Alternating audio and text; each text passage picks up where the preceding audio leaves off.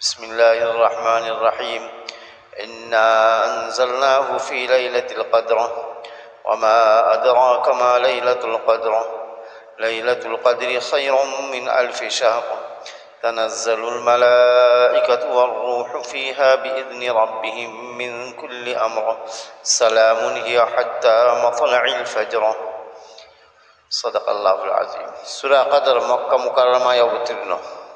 ইন্না আনজালনাহু ফি লাইলাতিল কদর, আল্লাহ পাক ইরশাদ করেন, নিশ্চয়ই আমি কদরের রাতে কোরআন পাক নাজিল করিয়াছি। কোরআন পাক নাজিল হওয়া শুরু হয়েছে রমজান মাসে কদরের রাত্রে। মুফাসসিররা বলছেন যত আসমানি কিতাব আল্লাহ পাক যত কিতাব নাজিল করেছেন সবই রমজান মাসে নাজিল করেছেন। এটা হচ্ছে রমজান মাসের একটা বিশেষত্ব, ফজিলত। যত কিতাব হযরত মুসা নবী আলাইহিস সালাতু ওয়াস সালামকে তওরাত কিতাব দিয়েছিলেন, ও রমজান মাসে নাজিল হয়েছিল। এবং ইমাম কুরতুবী রহমতুল্লাহ আলাইহি, বিখ্যাত মুহাদ্দিস এবং মুফাসসির, উনি লিখেছেন 6 রমজানে তওরাত কিতাব নাজিল হয়েছিল। জবুর কিতাব ওটাও সেই রমজানে, 12ই রমজান। ইনজিল কিতাব সেও রমজানে, 18ই রমজান। হযরত মুসা ইব্রাহিম নবী আলাইহিস সালাতু ওয়াস সালামকে আল্লাহ পাক কিছু ছোট ছোট পুস্তিকা দিয়েছিলেন, সেও সেই রমজান মাসের 1লা রমজান। আর কোরআনে কারীম এটাও আল্লাহ পাক নাজিল করেছেন রমজান মাসে। রমজান মাসে কোন তারিখে নাজিল হয়েছে উনি একটা উল্লেখ করেছেন যে 25-এর রাত্রে, শবে কদর 25-এর রাত্রে আল্লাহ পাক নাজিল করেছিলেন। আমরা সবাই জানি কোরআন পাক নাজিল হয়েছে হেরা পাহাড়ে, হেরা গুহায় শুরু হয়েছে তখন থেকে। তো যখন রাসূলুল্লাহ সাল্লাল্লাহু আলাইহি ওয়াসাল্লাম হেরা গুহায় ছিলেন, তো তখন কোরআন পাক নাজিল হওয়া শুরু হয়েছে। তো সেটা কি রমজান মাস ছিল তা তো নয়, এরকম তো উল্লেখ পরিষ্কারভাবে কোথাও নেই। এখানে বলা হচ্ছে রমজান মাসে শবে কদরে আমি কোরআন পাক নাজিল করেছি। দুপারায় সূরা বাকারায় আল্লাহ পাক আরো পরিষ্কার উল্লেখ করেছেন, শাহরু রমাদান আল্লাযী উনজিলা ফীহিল কুরআন, রমজান মাসে আমি কোরআন নাজিল করেছি। মুফাসসিররা বলছেন আসলে লৌহে মাহফুজ যেটাকে বলা হয়, যাতে শুরু পৃথিবীর আদি থেকে অন্ত, শুরু থেকে শেষ পর্যন্ত যা কিছু ঘটবে সব আল্লাহ পাক সেখানে লিখে রেখেছেন, লৌহে মাহফুজ। তো এই লৌহে মাহফুজে কোরআন পাকও লেখা আছে। আল্লাহ পাক এই লৌহে মাহফুজ থেকে প্রথম আসমানে বাইতুল ইজ্জত একটা ঘর, যেমন বাইতুল্লাহ কাবা শরীফ, বাইতুল মামুর ফেরেশতাদের কাবা, সেই রকমই বাইতুল ইজ্জত এক সম্মানিত ঘরে আল্লাহ পাক প্রথম আসমানে কোরআন পাকটা নাজিল করেন প্রথমে। সেটা হচ্ছে এই রমজান মাসে শবে কদরে। পুরো কোরআন পাকটা লৌহে মাহফুজ থেকে ট্রু কপি করে একদম আসমানে, প্রথম আসমানে আল্লাহ পাক নাজিল করে দেন। এবার এই প্রথম আসমান থেকে রাসূলুল্লাহ সাল্লাল্লাহু আলাইহি ওয়াসাল্লামের কাছে এসেছে ধীরে ধীরে ধীরে ধীরে 23 বছর ধরে। তাহলে এই যে আল্লাহ পাক বলছেন আমি কোরআন পাক নাজিল করেছি শবে কদরে, এর মানে হলো পুরো কোরআন পাকটা প্রথম আসমানে নাজিল করেছেন, দুনিয়ায় নয়। দুনিয়ায় নাজিল হওয়া শুরু হয়েছে হেরা পাহাড় থেকে, এবং আস্তে আস্তে করে সারা 23 বছর ধরে নাজিল হয়েছে। এটা একটা ব্যাখ্যা। আর একটা ব্যাখ্যা হচ্ছে যে পুরো কোরআন পাক আল্লাহ পাক শবে কদরে নাজিল করেননি, শবে কদরে নাজিল করা শুরু করেছেন কিয়দংশ, কিছুটা আল্লাহ পাক শবে কদরে নাজিল করেছেন ওই প্রথম আসমানেই। তারপরে ওখান থেকে কিছু কিছু কিছু করে আল্লাহ পাক ওই প্রথম আসমানে নাজিল করতে থাকেন, আবার প্রথম আসমান থেকে জিবরিল ফেরেশতার মাধ্যমে কোরআন পাক দুনিয়ায় নাজিল করতে থাকেন। এটা হলো শবে কদরে নাজিল হওয়ার বর্ণনা। শানে নুজুল কি, কোরআন পাক এই সূরাটা নাজিল হয়েছিল কেন, এ ব্যাপারে অনেকগুলো উক্তি মুফাসসিররা উল্লেখ করেছেন। একটা নিয়ে দিয়েছেন এখানে যে রাসূলুল্লাহ সাল্লাল্লাহু আলাইহি ওয়াসাল্লাম একবার বানি ইসরাইলের এক দরবেশের আলোচনা করলেন। বানি ইসরাইলের মধ্যে একজন দরবেশ ছিল, আল্লাহওয়ালা ছিল, সে 1000 বছর জিহাদ করেছে, 1000 বছর ধরে জিহাদে লিপ্ত থেকেছে। তো এই কথা শুনে সাহাবারা আশ্চর্য হয়ে গেলেন। 1000 বছর, 1000 মাস, 1000 মাস ধরে জিহাদ করেছে, তো বহু নেকি সে লাভ করেছে। তো আমাদের তো বয়সই নেই, আমাদের তো 60 বছর, 70 বছর, 80 বছরের জিন্দগি শেষ। তো মুসলমান সাহাবায়ে কেরাম তাদের সান্ত্বনা দেওয়ার জন্য তখন আল্লাহ পাক এই আয়াত নাযিল করেছিলেন, ও 1000 মাস জিহাদ করে নেকি কামালে কি হবে, তোমরা ওই এক রাত ইবাদত করলে ওর থেকে বেশি নেকি তোমরা পেয়ে যাবে। ঠিক এইরকমই আরেকটা বর্ণনা আছে, 1000 মাস জিহাদও করেছে আর 1000 মাস ইবাদত করেছে, মানে রাতের বেলা ইবাদত করতো, দিনের বেলা জিহাদ করতো। এটা শুনে ওই মুসলমানরা আশ্চর্য হয়ে গেলেন, একটা বর্ণনা। আর একটা বর্ণনা আছে, রাসূলুল্লাহ সাল্লাল্লাহু আলাইহি সাল্লাম নিজে আল্লাহ পাকের কাছে একটা আরজু জাহির করেছিলেন যে আল্লাহ, আগের নবীদের উম্মতদের তো বয়স অনেক ছিল, ফলে অনেক ইবাদতের সুযোগ পেয়েছে। মুসা নবী আলাইহিস সালাতু ওয়াস সালামের হযরত নূহ নবী আলাইহিস সালাতু ওয়াস সালামের ব্যাপারে তো আমরা সবাই শুনেছি, সবাই জানি যে 950 বছর ধরে তিনি শুধু দাওয়াত দিয়েছেন, দিনের দাওয়াত দিয়েছেন 950 বছর ধরে, হায়াত পেয়েছিলেন তার থেকেও বেশি। তো তারা তো বেশি হায়াত পেতেন, নেকি অনেক, তো আমার উম্মতের তো হায়াতই নেই, এরা তো নেকি কম হয়ে যাবে। তখন আল্লাহ পাক এই আয়াত নাযিল করেছিলেন। তো যে কোনো কারণেই হোক, সান্ত্বনা দেওয়ার জন্য আল্লাহ পাক এই আয়াত নাযিল করেছেন মুসলমানদের এবং ঈমানদারদের জন্য। এটা খুবই বরকতময় রাত্রি, এতে খুবই নেকি। কোনো কোনো কিতাবের বর্ণনায় একটা কাহিনী এমনও আছে যে হযরত মুআবিয়া রাদিয়াল্লাহু তাআলা আনহুর সঙ্গে হযরত হাসান রাদিয়াল্লাহু তাআলা আনহু যখন সন্ধি করলেন, চুক্তি করলেন, আলী রাদিয়াল্লাহু তাআলা আনহুর পরে দেশের খলিফা হয়েছিলেন ওনার বড় সাহেবজাদা হযরত ইমাম হাসান, হুসাইন নন, ইমাম হাসান রাদিয়াল্লাহু তাআলা। 6 মাস মতো উনি খলিফা ছিলেন। তারপরে উনি খেলাফত, রাজত্ব হস্তান্তর করে দেন হযরত মুআবিয়া রাদিয়াল্লাহু তাআলা আনহুর হাতে, দিয়ে একটা চুক্তি করে নেন, দিয়ে ও রাজত্ব, রাজকার্য থেকে উনি পিছিয়ে আসেন, ইবাদত বান্দিগি এইসব নিয়ে থাকতেন। তো যখন মুআবিয়া রাদিয়াল্লাহু তাআলা আনহুর হাতে উনি ক্ষমতা ছেড়ে দিলেন, তখন কেউ এসে ওনাকে বলল যে আপনি মুসলমানদের মাথা হেঁট করে দিলেন, আপনি মুআবিয়া রাদিয়াল্লাহুর কাছে গিয়ে নিজেকে পুরো সঁপে দিলেন, আত্মসমর্পণ করে ফেললেন, এই কি কাজ হলো? তো তখন হাসান রাদিয়াল্লাহু তাআলা আনহু বললেন যে তুমি এর জন্য আমাকে দোষারোপ করছো, আমি ভুল করে ফেলেছি। আরে ওরা তো রাজত্ব করবে। মুআবিয়া রাদিয়াল্লাহু তাআলা হচ্ছেন বানু উমাইয়া খানদানের। রাসূলুল্লাহ সাল্লাল্লাহু আলাইহি ওয়াসাল্লামের আগে থেকেই বানু উমাইয়া এবং বানু হাশিম, এই দুই খানদানের মধ্যে একটা লড়াই চলতো বহু আগে থেকে। রাসূলুল্লাহ সাল্লাল্লাহু আলাইহি ওয়াসাল্লাম ছিলেন বানু হাশিম খানদানের, আর উসমান রাদিয়াল্লাহু আনহু, মুআবিয়া রাদিয়াল্লাহু আনহু, ইনারা বানু উমাইয়া খানদানের। তো উনি বললেন যে রাসূলুল্লাহ সাল্লাল্লাহু আলাইহি ওয়াসাল্লামকে তো আল্লাহ পাক দেখিয়ে দিয়েছেন যে রাসূলুল্লাহর মেম্বারে বানু উমাইয়ার লোকজন বসে আছে, মানে রাজত্ব করছে। এটা রাসূলুল্লাহ সাল্লাল্লাহু আলাইহি ওয়াসাল্লামকে আল্লাহ পাক দেখিয়ে দিয়েছেন এবং 1000 মাস তারা রাজত্ব করছে, এটা নবীজি দেখে গেছেন। অতএব রাজত্ব তো ওনারা লাভ করবেই, এটা আমাকে দোষ দেওয়ার কিছু নেই। তো রাসূলুল্লাহ সাল্লাল্লাহু আলাইহি ওয়াসাল্লামকে আল্লাহ পাক দেখিয়ে দিয়েছেন। এবং রাসূলুল্লাহ সাল্লাল্লাহু আলাইহি ওয়াসাল্লাম যখন দেখলেন যে আমার মসনদে, আমার চেয়ারে বানু উমাইয়ার লোকজন বসে আছে, তিনি একটু মনে ক্ষুণ্ণ হলেন নবীজি। কিন্তু কলার কিছু নেই, তো আল্লাহ পাকের হুকুম। তো ওনার এই মনের যে কষ্টটা হয়েছিল সেইটা দূর করার জন্য আল্লাহ পাকে আয়াতটা নাযিল করে বললেন দুঃখ করবার কিছু নেই, ওরা 1000 বছর ধরে রাজত্ব করে যাই পাক, আপনি বা আপনার উম্মত এক রাতে ইবাদত করলে তার থেকে বেশি পেয়ে যাবেন। এরকম একটা বর্ণনা পাওয়া যায়। আমি বর্ণনাটা শোনালাম এই জন্যে যে ফিতনার যুগ, মুআবিয়া রাদিয়াল্লাহু তাআলা আনহুকে নিয়ে একটা নতুন করে ফিতনা কিছু কিছু জায়গায় চালু হয়েছে। এমনকি বড় দুঃখের কথা, আফসোসের কথা, মুআবিয়া রাদিয়াল্লাহু তাআলা আনহুর ঈমান এবং ইসলাম নিয়েই মানুষের সন্দেহ। উনি মুসলমান ছিলেন, নাউযুবিল্লাহি মিন যালিক। খুব সাবধান।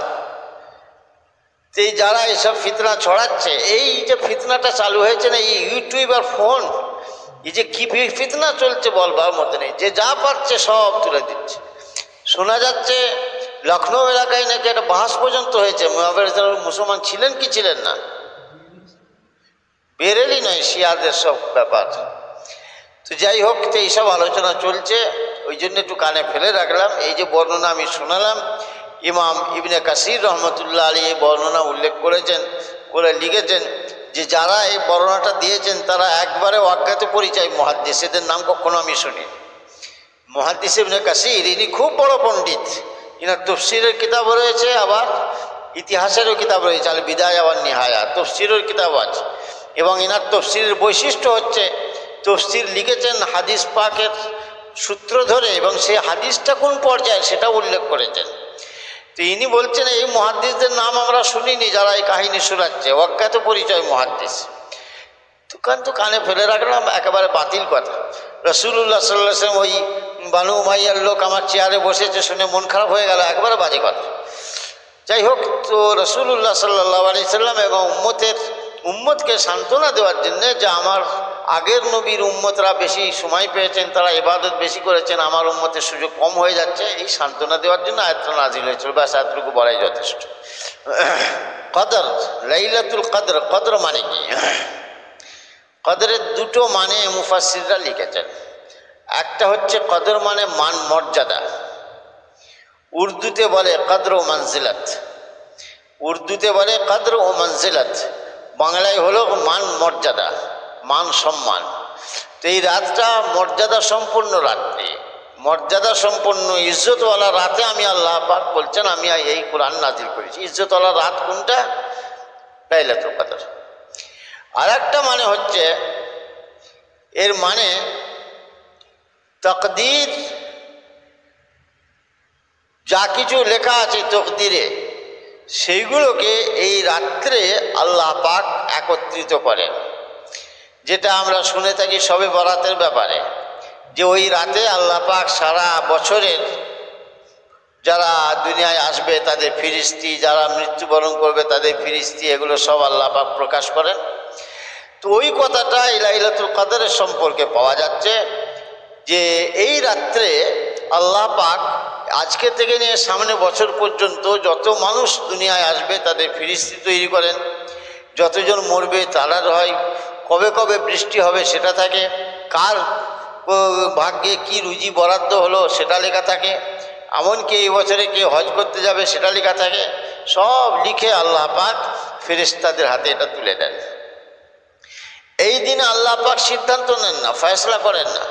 কেন আমরা মিশকাতে, মনে আছে হয়তো আপনাদের, মিশকাতে যখন কিতাবুল ঈমান তকদিরের আলোচনা পড়েছিলাম, সেখানে একটা হাদিস পাক ছিল, আমরা পড়েছি যে রাসূলুল্লাহ সাল্লাল্লাহু আলাইহি ওয়াসাল্লাম ইরশাদ করেছেন যে দুনিয়া এবং আসমান তৈরি করবার 50,000 বছর আগে আল্লাহ পাক সব কিছু লিখে দিয়েছেন।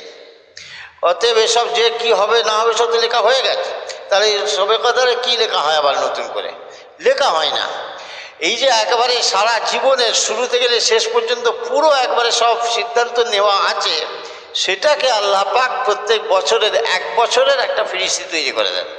এই বছরে এই মানুষগুলো মরবে, এই মানুষগুলো আসবে, এই মানুষগুলো এই খাবে, এই হবে, এই হবে।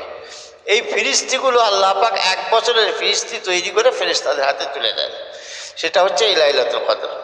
এই কদরের দ্বিতীয় অর্থ আমরা যেটা শুনে থাকি যে শবে কদরে এরকম, শবে বরাতে এরকম একটা ঘটে, শবে বরাতের রাত্রে এসব লিখে দেওয়া হয়। ওই জন্য বলে ভালো করে খেতে হবে, তাহলে সারা বছরের রুজিটা ভালো পাওয়া যাবে। জি হ্যাঁ, ভাগ্যরাত্রি, ভাগ্যরাত্রি বলে, ওটা ভাগ্যরাত্রি নয়। না বারাত, হ্যাঁ বারাত না, আমরা বলি বরাত, আসল শব্দটা বারাআত। বারাআত, বারাআত মানে মুক্তি। কোরআন পাকে আল্লাহ পাক ইরশাদ করেছেন বারাআতুম মিনাল্লাহি ওয়া রাসূলিহি। বারাআত মানে মুক্তি, শবে বারাআত মানে হলো মুক্তির রজনী। ওই রাতে আল্লাহ গুনাহ মাফ করেন, সেই জন্য শবে বরাত বলে। ওই ভাগ্য লেখা হয় বলে শবে বরাত বলে। এটা আমাদের সমাজে প্রচলিত আছে, কথাটা ঠিক না। তো যাই হোক, এই যে একটা বর্ণনা লাইলাতুল কদরে, তাহলে ওই ভাগ্যগুলো যা হবার ওগুলো লেখা হয় এক বছরের, ওটা লাইলাতুল কদরে হয় না শবে বরাতে হয়? কোনটাই? শবে কদরে হয় না শবে বরাতে হয়? এ ব্যাপারে মুহাদ্দিসদের দুরকম মত আছে, কিন্তু অধিকাংশ মুফাসসির তারা বলছেন এই যে কে কি খাবে আর কে মরবে কে আসবে এইসব যে কথাগুলো, এগুলো সবে কদরে হয়, সবে বরাতে নয়। এবং এর পক্ষে বলিষ্ঠ যুক্তি আছে। কোরআন পাকে আল্লাহ পাক পরিষ্কার উল্লেখ করেছেন, হামিম ওয়াল কিতাবিল মুবিন, সূরা দুখান 25 পারায় হামিম ওয়াল কিতাবিল মুবিন। তারপরে আল্লাহ পাক বলছেন, ইন্না আনজালনাহু ফি লাইলাতিন মুবারাকাতিন, আমি এই কোরআন নাজিল করেছি এক বরকতপূর্ণ রাত্রিতে। লাইলাতিন মুবারাক, সেই বরকতপূর্ণ রাতটা কোনটা সেটা আল্লাহ পাক বলেননি, বরকতপূর্ণ রাত্রি, ফি লাইলাতিন মুবারাকাতিন। তারপরে আল্লাহ পাক বলছেন, ফিহা ইউফরাকু কুল্লু আমরিন হাকিম, ফিহা ওই রাত্রে। প্রথমে বললেন এই কোরআন আমি নাজিল করেছি বরকতময় রাত্রে, তারপরে বলছেন ওই রাত্রে, মানে যে রাত্রে কোরআন নাজিল করেছি সেই রাত্রে সব কিছু লিখে দেওয়া হয়। একদম কোরআন পাকের স্পষ্ট উল্লেখ রয়েছে। তো এখন যে রাত্রে কোরআন নাজিল হয়েছে সেই রাত্রে ভাগ্য লেখা হয়। এখন কোরআন যে রাত্রে নাজিল হয়েছে সেই রাত্রে ভাগ্য লেখা হয়, তো কোরআন নাজিল হয়েছে কোন রাত্রে? সবে বরাতে না সবে কদরে? তো কোরআন পাক বলছে সবে কদরে নাজিল হয়েছে, তাহলে ভাগ্য রজনী, ভাগ্য লেখা টিকা ইত্যাদি সবে কদরেই মানতে হবে।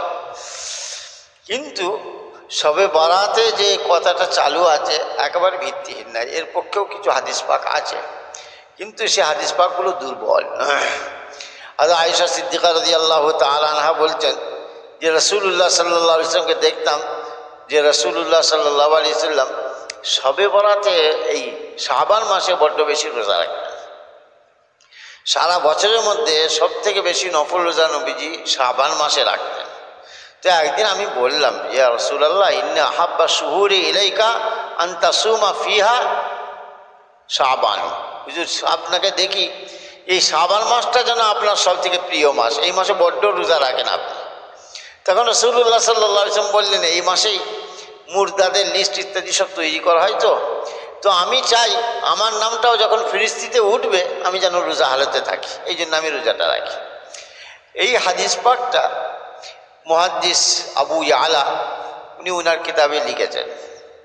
মুসান্নাফা ইবনে আবি শাইবা বলে একটা হাদিসের কিতাব আছে, তাতে আতা ইবনে ইয়াসার রহমাতুল্লাহ আলীর একটা উক্তিও আছে ঠিক এই ধরনের, এইরকম একটা বর্ণনা আছে। এ থেকে বোঝা যাচ্ছে যে সবে বরাতেও তাহলে নাম ইত্যাদি লিপিবদ্ধ করা হয়, তাহলে বর্ণনা দুরকম হয়ে গেল, সিদ্ধান্তটা কি হবে?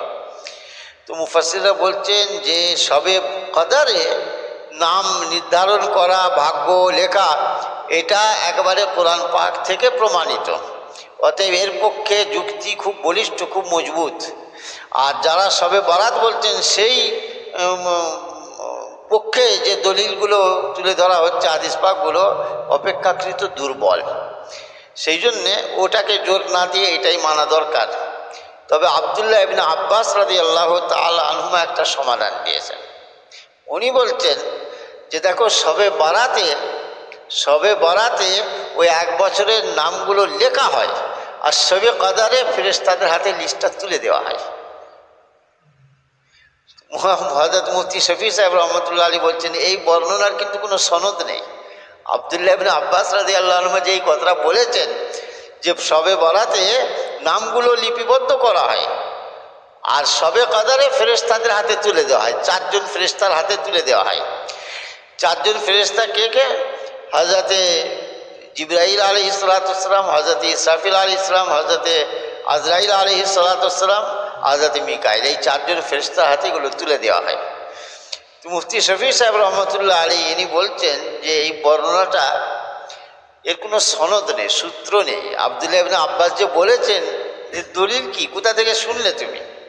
বলছে এর যদি কোনো দলিল থেকে থাকে হয়তো এটাই মূলত মুহাদ্দিস ইবনে কাসির রহমতুল্লাহ আলী কথাটা উল্লেখ করেছেন। তো বলছেন সূত্র যদি থেকে থাকে তাহলে কিন্তু এটা আমাদের জন্য খুব সমন্বয় সূচক সূত্র, দুটো হাদিসের সমন্বয় হয়ে যায়, কোনো সমস্যাই থাকে না।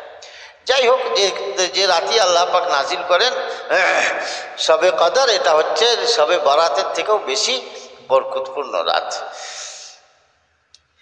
এখানে একটা কথা আমাদের ভাবা উচিত যে সবে কদর এটা কোরআন পাক থেকে প্রমাণিত। জি, সূরা কদর কোরআন পাকে, এবং সূরা দোখানেও যে আয়াতের কথা বলা হচ্ছে সেও সেই সবে কদরেরই আলোচনা। তাহলে সবে কদর হচ্ছে কোরআন পাক থেকে প্রমাণিত এবং সহি হাদিস একেবারে ইমাম বুখারী রহমতুল্লাহ আলী, ইমাম মুসলিম ইত্যাদি সকলেই উল্লেখ করেছেন শবে কদরের ফজিলত সংক্রান্ত হাদিস। শবে বারাত আমরা মানি, আমরা ওটাকে অস্বীকার করি না শবে বারাতটা, কিন্তু অপেক্ষাকৃত অনেক দুর্বল হাদিসগুলো। সেই জন্যে শবে বারাত যেটা আমরা মানি তার থেকে বেশি মর্যাদাপূর্ণ রাত হচ্ছে শবে কদর। কিন্তু আমাদের সমাজের হালটা দেখুন, শবে কদরে তারাবিটা যাহাই করে পড়ি, বেরিয়ে পড়লো, বেরিয়ে ওই সাড়ে বসে গল্প করতে রইল। জি, শবে কদরে কে ঘাটে গল্প করতে রইলে, কে ঘরে নিয়ে ফোন নিয়ে পড়ে গেল। আজকে যে একটা বরকতপূর্ণ রাত, আমাদের কোনো ভাবনাই থাকে না, আর শবে বরাতে সারা রাত ঘুরে ঘুরে বেড়াচ্ছে। তাহলে যে হাদিস, যে আমলটার প্রতি বলিষ্ঠ দলিল রয়েছে, কোরআন পাক থেকে প্রমাণিত রয়েছে এবং ফজিলত রয়েছে, এবং রাসূলুল্লাহ সাল্লাল্লাহু আলাইহি ওয়াসাল্লাম নিজেও এই রাতটা আমল করেছেন, সারা রাত্রি জাগরণ করেছেন, রাত্রি জাগরণ করতে বলেছেন। রাসূলুল্লাহ সাল্লাল্লাহু আলাইহি ওয়াসাল্লাম মুবারক ইরশাদ, মান কামা লাইলাতুল কদরি ঈমানান ওয়া ইহতিসাবান গুফিরা লাহু মা তাকদ্দামা মিন যামবি। লাইলাতুল কদরে ইবাদত করলে, মান কামা ইবাদত করা, রাত্রি জাগরণ করা যে করবে তার পূর্বের গুনাহগুলো আল্লাহ পাক মাফ করবেন। আর আয়েশা সিদ্দিকা রাদিয়াল্লাহু তাআলা আনহা নবীজিকে জিজ্ঞাসা করলেন, ইয়া রাসূলুল্লাহ, লাইলাতুল কদর এটা যদি কপালে জুটে যায় ভাগ্যে, তাহলে কি দোয়া করবো হুজুর? দোয়াটা কি পড়বো? তো রাসূলুল্লাহ সাল্লাল্লাহু আলাইহি ওয়াসাল্লাম তার দোয়া শিখিয়ে দিলেন, আল্লাহুম্মা ইন্নাকা আফুউন তুহিব্বুল আফওয়া ফাআফু আন্নি, এই দোয়াটা পড়বে। তাহলে লাইলাতুল কদরের ফজিলত নবীজি শিখিয়েছেন, দোয়াও শিখিয়ে দিয়েছেন কোন দোয়াটা পড়তে হবে। আমরা কিন্তু ওটার ব্যাপারে খুব অবহেলা করি, আর যে ব্যাপারে এত কড়াকড়ি নেই সেই তাহলে মাতামাতি বেশি আমাদের। আমাদের একজন বলতেন, হাফেজ সাহেব বলছে, আমাদের অকাজে দৌড় বেশি, অকাজে দৌড় বেশি, সত্যি কথাই। আর আব্বা আমাকে কয়েকবার বলেছেন, আমি বাবা সমাজে ঘুরে ঘুরে দেখছি আমাদের সমাজ যেন আস্তে আস্তে বেদাতের দিকে বেশি ঝুঁকে যাচ্ছে। উনি আমাকে বলতেন, সমাজ বেদাতের দিকে বেশি ঝুঁকে যাচ্ছে, ঠিক সুন্নতের অনুসরণ এ থেকে সমাজ সরে গিয়ে বেদাতের দিকে বেশি ঝুঁকে যাচ্ছে। আমরা শবে বরাতকে বেদাত বলি না, আমরা স্বীকার করি শবে বরাত, কিন্তু শবে বরাত নিয়ে বাড়াবাড়িটা উচিত না, এটা বলা উদ্দেশ্য, ভুল বুঝাবুঝি না হয়। শবে কদরে যেভাবে মেহনত করা দরকার সেটা করি না, শবে বরাতটাকে নিয়ে বেশি গুরুত্ব দিই, এইটা বলতে চাইছি। শেষ আলোচনা সেটা হচ্ছে এই যে শবে কদর এটা কি শুধুমাত্র আমাদের এই উম্মতে মুহাম্মাদির জন্যে, না আগের নবীর উম্মতের যুগেও ছিল? এটা একটা আলোচনার বিষয়। মুহাদ্দিস ইবনে কাসির রহমতুল্লাহ আলাইহি বিষয়টি নিয়ে আলোচনা করেছেন। উনি আলোচনা করে বলছেন যে আমরা যে আলোচনা এতক্ষণ পর্যন্ত শুনলাম, এ থেকে আমরা সবাই অনুমান করতে পেরেছি যে শবে কদরটা এই উম্মতেরই বৈশিষ্ট্য। সেই জন্যই তো আল্লাহ পাক উম্মতের মন খারাপ হচ্ছিল বলেই তো আল্লাহ পাক দিলেন। তো আগের উম্মতকেও যদি শবে কদর দেওয়া হয় তাহলে তো সে তাদের চেয়ে নাকি বেশি হয়ে গেল। তারা ১,৫০০ বছর ইবাদত করেছে, আবার ১,৫০০ বছরে যদি শবে কদর প্রত্যেক বছর পাই তো বহুত ইবাদত তাদের হয়ে যাবে। তো আমরা তো পাবো না। আমরা যদি প্রত্যেক ৮০ বছর প্রত্যেক বছরও পেয়ে যাই তাহলে ওখানে পৌঁছাতে পারবো না। তো শবে কদর যদি সব উম্মতেরই থেকে থাকে, আমাদের বৈশিষ্ট্য যদি না হয় তাহলে আমাদের নাকি বেশি হলো কোথায়? সেই জন্য এটা কেবলমাত্র আমাদের এই উম্মতের বৈশিষ্ট্য। আল্লামা ইবনে কাসির রহমতুল্লাহ আলাইহি বলছেন, কিন্তু কারো কারো মতে যে এই শবে কদর কিন্তু আল্লাহ পাক অন্য নবীদেরকেও দিয়েছিলেন, তাদের উম্মতের জন্যও এটা আল্লাহ পাক বরাদ্দ করেছিলেন। এর পক্ষে উনি হাদিস পাকও তুলে ধরেছেন।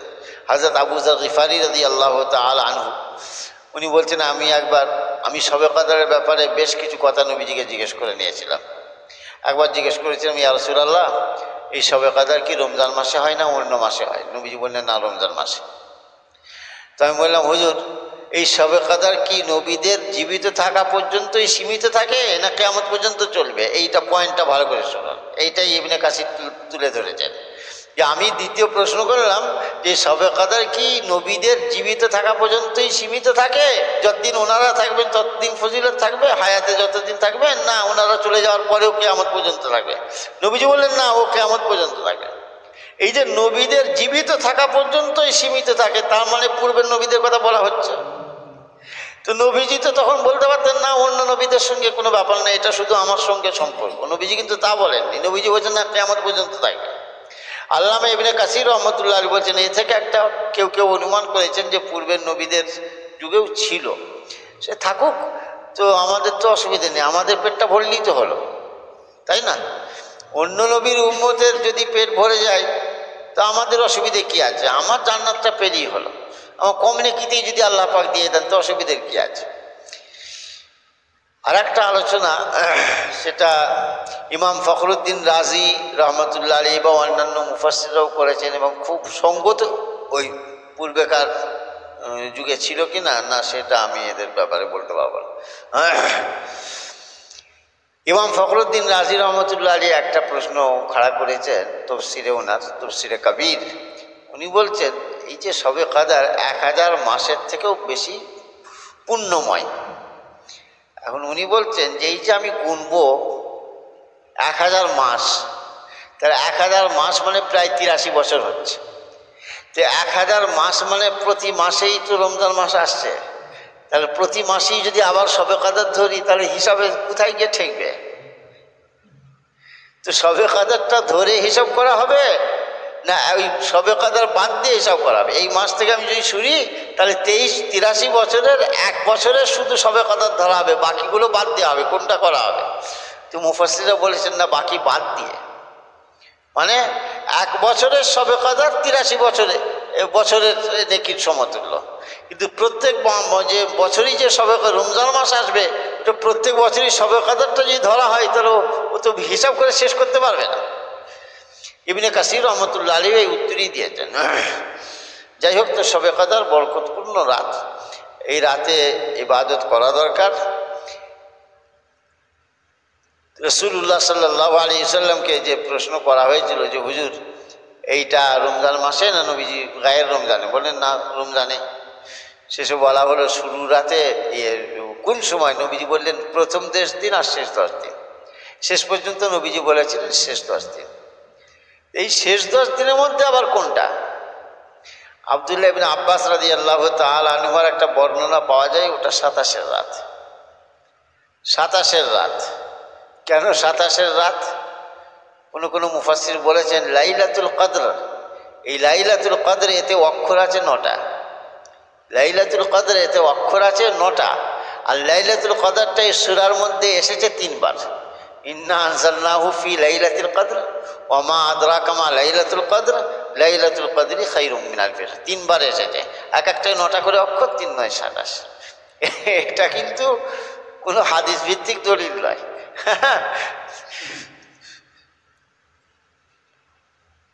হযরত মুফতি শফি সাহেব রহমতুল্লাহ আলাইহি এ ব্যাপারে অনেক বর্ণনা উনি উল্লেখ করেছেন ওনার তাফসীরের কিতাবে। উল্লেখ করে উনি বলেছেন যে সব থেকে সহজ পন্থা, সহজ সিদ্ধান্ত হলো যেটা মুফাসসিররা দিয়েছেন, যে শবে কদর বিশেষ একটা রাত্রে হয় না, ঘুরতে থাকে।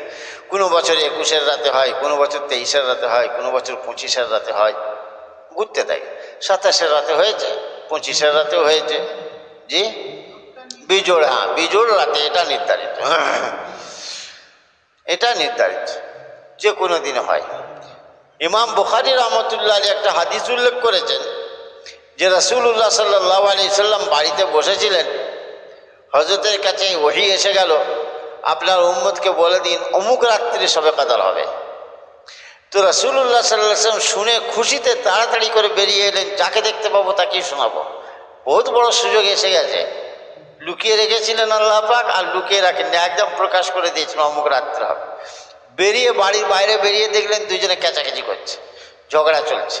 নবী আলাইহিস সালাতু ওয়াস সালাম ওদের ঝগড়া মেটাতে গেলেন, ঝগড়া মিটিয়ে দিয়ে বলেন যা, তোমাদের ঝগড়ার জন্য কত বড় খায়ের, কত বড় কল্যাণ থেকে উম্মত বঞ্চিত হয়ে গেল। বলে হুজুর কি হুজুর সেটা? বললাম আমি তো বেরিয়েছিলাম শবে কদর কবে হবে সেইটা বলবার জন্যে, আর এসে তোমাদের ঝগড়া মেটাতে গিয়ে আমার কত বড় খারাপ হয়ে গেল, দেখো উম্মত মাহরুম হয়ে গেল।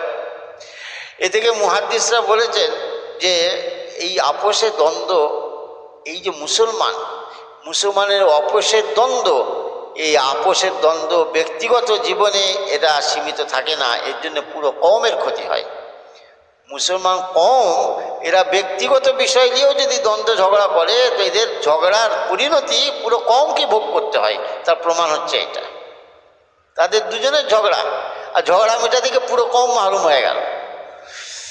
আল্লামা ইবনে কাসির রহমতুল্লাহ আলী এই হাদিস পাকটা উল্লেখ করে বলছেন, এখানে কিন্তু একটা কথা মনে রাখতে হবে, সেটা কি, নবীজিকে বলে দেওয়া হয়েছিল মনে উম্মত যেন মনে করে না যে আমরা ওই দুই সাহাবার জন্য, ওই দুজনের ঝগড়ার জন্য আমরা মহরুম, তোমরা মহরুম হওনি। ওইটা ওই বছরের জন্য নির্ধারিত ছিল, সারা জীবনের জন্য না।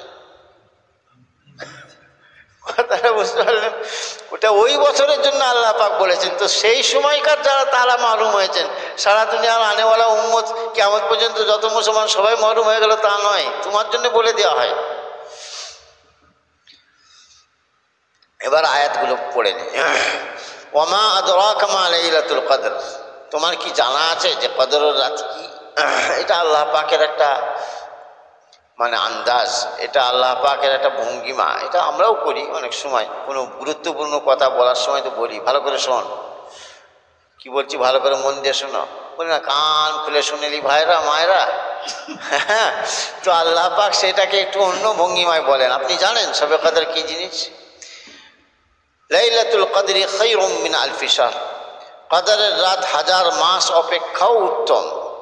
তানাজ্জালুল মালাইকাতু ওয়ার রূহ, সেই রাতে ফেরেশতাগণ ও রূহুল কুদস, রূহুল কুদস হলো হযরত জিবরাইল আলাইহিস সালাতু ওয়াস সালামের কুনিয়াত, ওনার টাইটেল, ওনাকে বলা হয় কোরআন পাকে, ওনাকে রূহুল আমিন বলা হয়েছে। এই যে আমরা যে রূহুল আমিন নাম রাখি না, এটা জিবরাইল আলাইহিস সালামের টাইটেল। নাযালা বিহির রূহুল আমিন, আমিন মানে অত্যন্ত বিশ্বাসী। হযরতে জিবরাইল আলাইহিস সালামকে দিয়ে তো আল্লাহ পাক কোরআন নাজিল করতেন। তো উনি এত আমানতদার, এত বিশ্বস্ত, ওই কোরআন পাক ওখান থেকে নিয়ে এখানে আস্তে আস্তে মাঝখানে কিছু যোগও করেননি, বিয়োগও করেননি। ওই জন্য ওনার টাইটেল হচ্ছে আমিন, রূহুল আমিন। তো লাইলাতুল কদরি খায়রুম মিন আলফি শাহর, তানাজ্জালুল মালাইকাতু, ফেরেশতারা অবতরণ করেন। তো ফেরেশতা বললে তো জিবরাইল ফেরেশতা তো তার মধ্যে রয়েছেন, আবার আলাদা করে নাম বলা হলো কেন? মর্যাদা বৃদ্ধির জন্য, মর্যাদা বৃদ্ধির জন্য। আমরা অনেক সময় বলি এই যে সবাই ভাই, সবাই দাওয়াত, সবাই দাওয়াত, একরাম ভাই খেয়াল রেখো। তো সবাই দাওয়াত একরাম ভাই তো এখানে আছে, তা ওনাকে নাম ধরে বলা হচ্ছে কেন? ওনাকে একটু বিশেষ গুরুত্ব দেওয়া হলো। সেইভাবেই এখানে তানাজ্জালুল মালাইকা, তো সমস্ত ফেরেশতা, তার মধ্যে আবার রূহ বলে আলাদা করে ওনাকে বলা, ওনার মর্যাদাটা বাড়িয়ে দেওয়ার জন্য। তানাজ্জালুল মালাইকাতু ওয়ার রূহু, ফেরেশতা কোথায় গেল? আর ফেরেশতাগণ এবং রূহুল কুদস অর্থাৎ জিবরিল ফেরেশতা স্বীয় রবের আদেশে প্রত্যেক মঙ্গলময় বস্তু নিয়ে নামেন। এই যে মঙ্গলময় বস্তু নিয়ে নামেন, এটার দুটো অর্থ। একটা হচ্ছে খায়ের ভালাই দোয়া করেন, এখানে এসে এটা আমরা হাদিস পাওয়ার অনেকবার শুনেছি। হযরত শাইখ জাকারিয়া রহমতুল্লাহ আলী ওনার তালিমের ফাজাইল আমল কিতাবটাতে এ ব্যাপারে বিস্তারিত আলোচনাও করেছেন যে ফেরেশতারা নাজিল হন এবং এসে যাদেরকে নামাজ পড়তে দেখেন, ইবাদতে লিপ্ত থাকতে দেখেন, তাদের জন্য ফেরেশতারা দোয়া করতে থাকেন, এই মঙ্গলময়। আর দু নম্বর হচ্ছে মঙ্গলময় বিষয় নিয়ে নামেন, মানে ওই ফিরিস্তি নিয়ে নামেন। এর একটা ব্যাখ্যা হয়েছে, ফিহা বিইজনি রাব্বিহিম, নিজের রবের অনুমতি নিয়ে, মিনকুল্লি আমর, সমস্ত মঙ্গলময় বস্তু নিয়ে আসেন। সালামুন, আগাগোড়ায় শান্তি, সালাম শান্তি নিরাপত্তা, আগাগোড়ায় মানে একদম মাগরিব থেকে নিয়ে ফজর পর্যন্ত সারা রাত। সালামুন হিয়া হাত্তা মাতলাইল ফজর, সেই রাত ফজর হওয়া পর্যন্ত থাকে, সেই রাত ফজর হওয়া পর্যন্ত থাকে। এখানে বলছে রাত ফজর হওয়া পর্যন্ত থাকার অর্থ রাত তো থাকবেই, শান্তি ও নিরাপত্তা রাত ফজর হওয়া পর্যন্ত থাকে, রাতের ফজিলত মাহাত্ম ফজর হওয়া পর্যন্ত থাকে। এটা হচ্ছে আয়াতের মানে।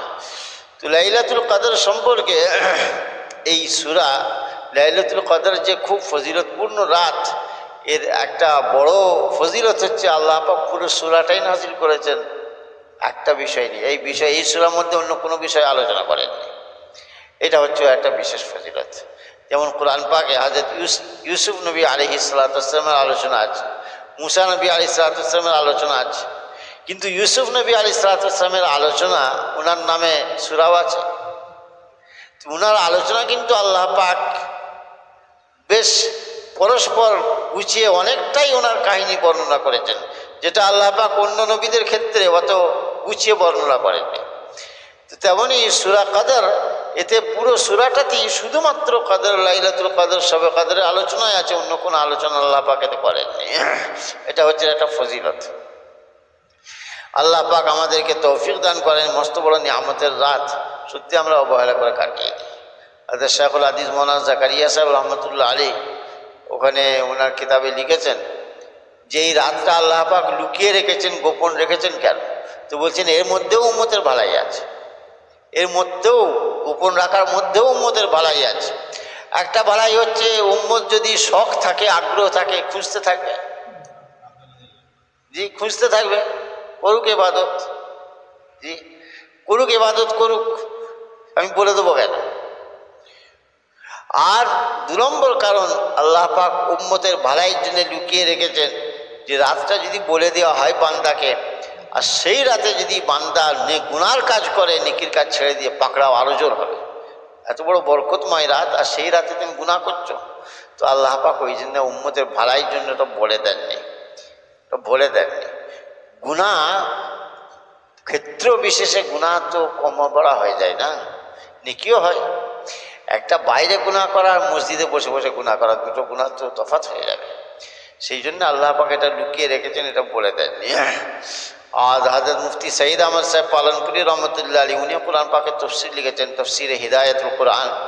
তাতে উনি লিখেছেন যে দামি জিনিস তো মানুষ লুকিয়েই রাখে, ওকে দেখিয়ে বাড়ায় নাকি লোককে। উনি লিখেছেন দামি জিনিস তো মানুষ লুকিয়েই রাখে, ও কি সবাইকে দেখিয়ে বেড়ায়? তো লাইলাতুল কদর দামি জিনিস, তো আল্লাহ পাক সবাইকে বলবেন কেন? ও তো লুকানোই থাকবে, তো স্বাভাবিক কথা। তুমি খোঁজো, খুঁজে খুঁজে বের করো। অনেক বান্দা এমন হয়েছেন সারা জীবন তারা এই শবে কদরে একটা রাতে ঘুমাননি। আবার কোনো বর্ণনা এমনও পাওয়া গেছে যে তারা পরিষ্কার উপলব্ধি করতে পেরেছেন যে আজকে শবে কদর, তারা পেয়েছেন, হ্যাঁ আমরা শবে কদর পেয়ে গেছি। এর আলামত বলেছেন আল্লাহ পাক, আল্লাহ নবী সাল্লাল্লাহু আলাইহি ওয়াসাল্লাম হাদিস পাকে কিছু আলামতও দিয়েছেন। পাতাগুলো একটু ঝিমিয়ে থাকবে, একটু পানি পড়বে, মেঘলা হবে, এবং পরের দিনে সকালবেলা সূর্যটা যখন উঠবে খুব ঝলমলে নাই, একটু ঝিমিয়ে। এই যে ঝিমিয়ে থাকা, এর হিকমত কি? আল্লামা ইবনে কাসির রহমতুল্লাহ আলী লিখেছেন যে ওই যে ফেরেশতারা নাজিল হন না, এই ফেরেশতাদের যে নূর, এনাদের নূরে সূর্যের আলো ঝিমিয়ে যায়। এনারা সারা রাত থাকেন, ফজরবেলা চলে যান, কিন্তু এত পাওয়ারফুল, এত লাইটফুল ওনারা আসেন। তো সেই লাইট নূর, যদিও ওনারা চলে গেছেন, কিন্তু নূরটাও তো ওনাদের সাথে সাথে চলে যাবে।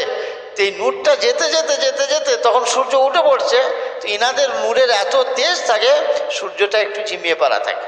ওই জন্য আস্তে আস্তে নূরটা যখন পুরো পৌঁছে যায় তখন সূর্যের আলোটা খেলে। এটা আলামত একটা।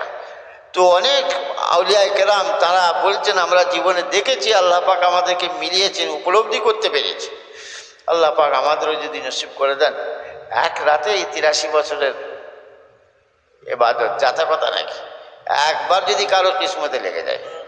শবে কদর যেদিন থেকে হওয়ার কথা, বিজোড় রাতে মাগরিবের নামাজ পড়ে ইফতার ইত্যাদি করে মসজিদে চলে আসা যায়। সেই আমাদের রোজেরই যা মানে মামুল, সেইটাই আমরা করি। ওই ঈশার নামাজ পড়ে আজান হয়ে গেল, তারপরে ওই ছোলা ভাজা এটা ওটা সব খেয়ে আস্তে আস্তে সে এক রেখাত ছেড়ে গেল। সেই ট্র্যাডিশন সমানে চলছে সেই জিনিস। অন্য দিনেই বা কি, আর শবে কদরেই বা কি। তো মাগরিবের নামাজ পড়ে চা পানি খেয়ে তাড়াতাড়ি মসজিদে চলে আসা উচিত। আজান হয়নি, ইবাদত করি, কোরআন পাক তিলাওয়াত করি, তাসবিহাত আদায় করি, দোয়া দুরুদ পড়ি। নামাজ আজান হলো, ঈশার নামাজ হলো, তারাবি হলো, তারাবির নামাজ পড়ে আবারও কিছুক্ষণ ইবাদত করে তারপরে একবারে ঘরে যাই। সারা রাত জাগতে পারছি না, কিছুটা করি অন্তত।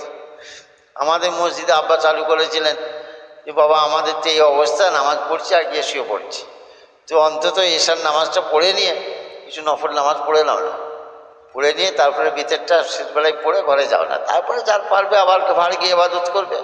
আর যদি না হয় অন্তত যা হয় তাই ভালো, না হওয়ার থেকে ভালো। তো আমাদের মসজিদে এখনও চালু আছে। ঈশার নামাজ হয়ে গেল, তারাবির নামাজ হয়ে গেল, হয়ে গিয়ে 15 মিনিট কিছু ইবাদত করা হয়। কেউ নামাজ পড়ে, কেউ তসবিহ পড়ে, কেউ দরুদ শরীফ পড়ে নিয়ে 15 মিনিট পরে আবার ভিতরের নামাজ হয়, নামাজ হয়ে চলে গেল। চেষ্টা করা দরকার। আল্লাহ পাক তৌফিক দান করেন। আলহামদুলিল্লাহ। সুবহানাল্লাহি ওয়া বিহামদিহি সুবহানাকাল্লাহুম্মা ওয়া বিহামদিকা ওয়া নাশহাদু আল লা ইলাহা ইল্লা আনতা ওয়া নাস্তাগফিরুকা ওয়া নাতুবু ইলাইক সুবহানা রাব্বিকা রাব্বিল ইজ্জাতি আম্মা ইয়াসিফুন ওয়া সালামুন আলাল মুরসালিন ওয়ালহামদুলিল্লাহি রাব্বিল আলামিন।